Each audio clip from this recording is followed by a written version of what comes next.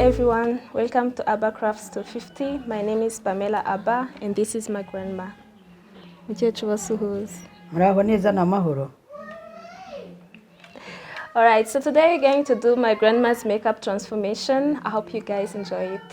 Let's go.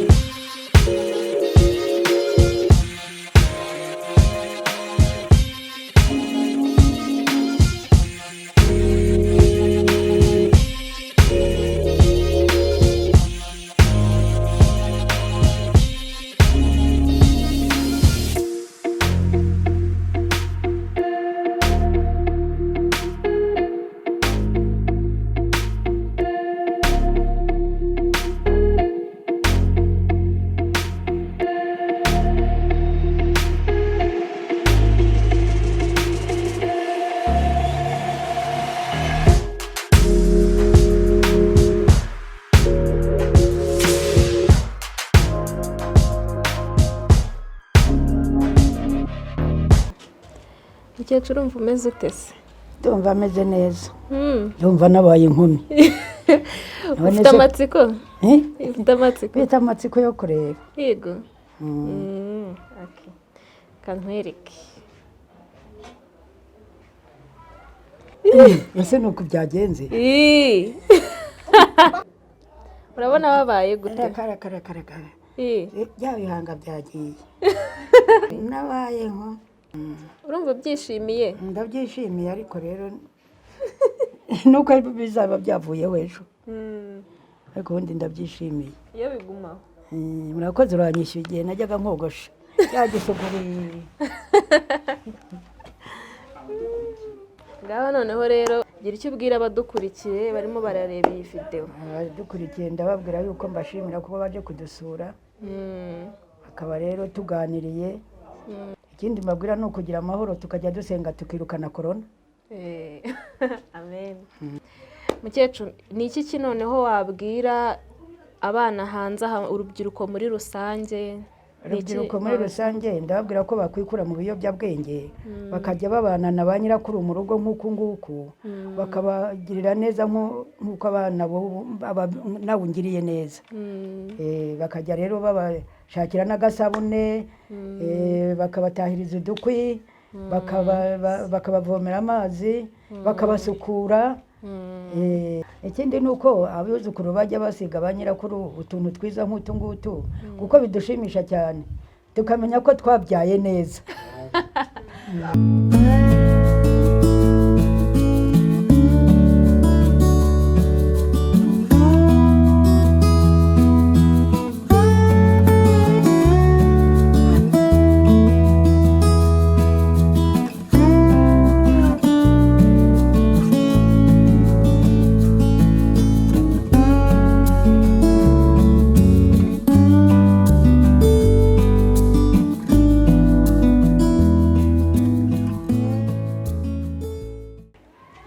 Thank you for watching. I hope you liked this video. Please subscribe, like, comment and share. Bye.